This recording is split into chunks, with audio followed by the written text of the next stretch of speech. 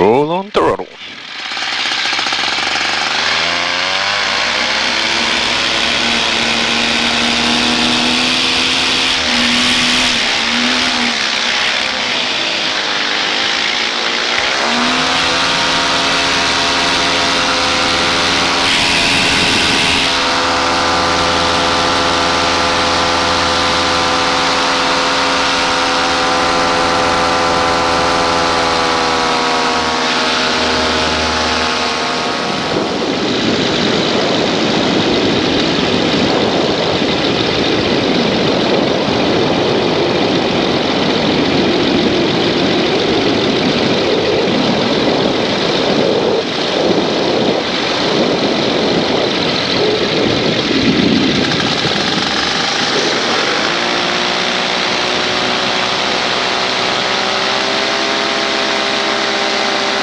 Go a little too high for that one.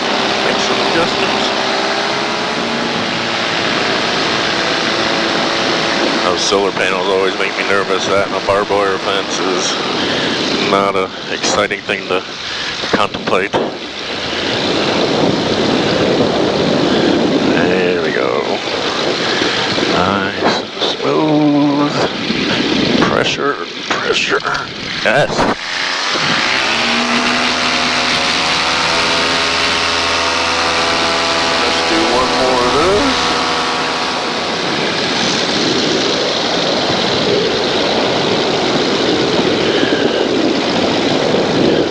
Easy turn, slow release,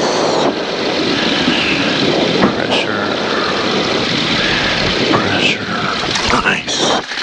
Let's go.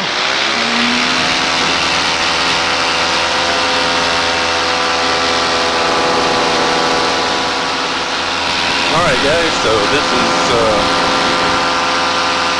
me leaving Shelby Airport, that area. You can see the smokestacks over to the west there. I have almost no wind. It is just perfect buttery air right now. Winds aloft, or they don't even change, but maybe 1 mile an hour in the first 1,000 feet. So this is just a perfect morning, and exactly why I took off work to go fly. Go around here and check out this beautiful sunrise. Turn left because it's just goes with the torque of my engine, and it's much easier to turn left than it is right. My arms get tired turning right all the time, or holding pressure on the right brake. I usually got to adjust my trims out. That beautiful sunrise there to the east. Awesome.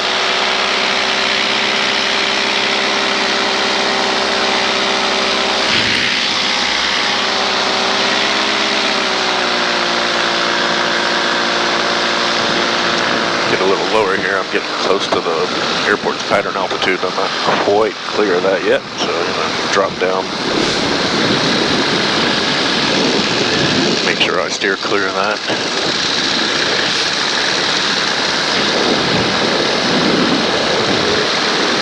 I'll go over to this big solar farm I've talked about on past videos over here.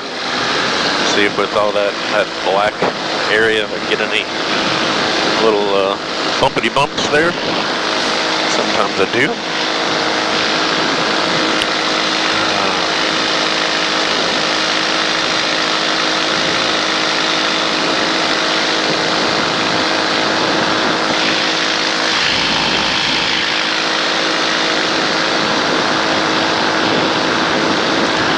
Had in a few touch and goes. I need that practice from time to time. My landings have been pretty good. It's my takeoff and getting the wing checked at the right time this morning was actually really good. Enjoyed that. Really loving this Da Vinci wing. It's easy to fly. I started in school with I believe it was the Mojo 2.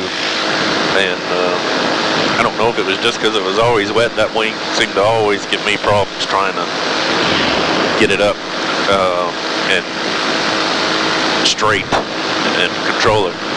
And it seemed like the very first time I switched to Da Vinci, it just came up, checked, and it was just been about a perfect wing every time.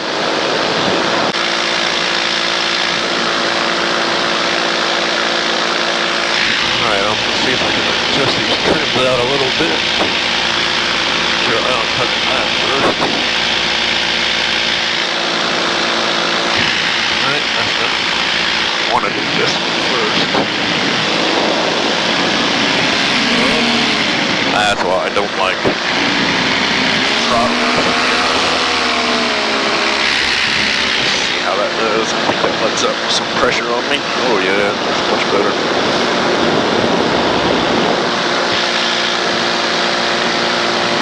Sort of counters that torque.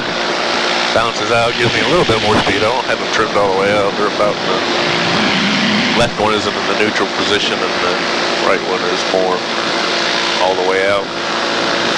Helping me turn a little bit to the left. Alright, actually no bumps at all. No thermal too early in the morning for the thermal activity over these solar panels. Now I think I'm far enough away from the airport. I can climb up to, I usually feel a little more safe around 1,000 feet. It's just, I'm not one of those low guys. I like knowing I can make it to quite a few different outs if I need to. Those mountains directly ahead of me, I believe that is South Mountain. I actually have a place in there that is a waypoint over that way. It's a motor park, I believe. A friend told me about it and said it was out in my area and over there. I've never flown out that way. I'd like to, but I'm either going to wait and fly with some friends or build up some more confidence in this engine before I do that. That's just where I'm at with this thing. So, all right. I'm going to stop talking so I can climb up here. I'll be back. Alright, there's the drive-in I kind of always fly to. One of my favorite spots to just come over and check out. A little bit cooler up here. It feels good. Always wear a long sleeve t-shirt just to keep from getting the sun. One of these days I'll talk about that story. That was really the final thing for me doing the paramotoring and pulling the trigger to do that, because I had gotten skin cancer in my arm, and it turned out to be melanoma, so it was pretty serious. Had surgery, and while I was recovering from that surgery, I was just like, life's too short. I'm gonna do it. And I did it. Here I am.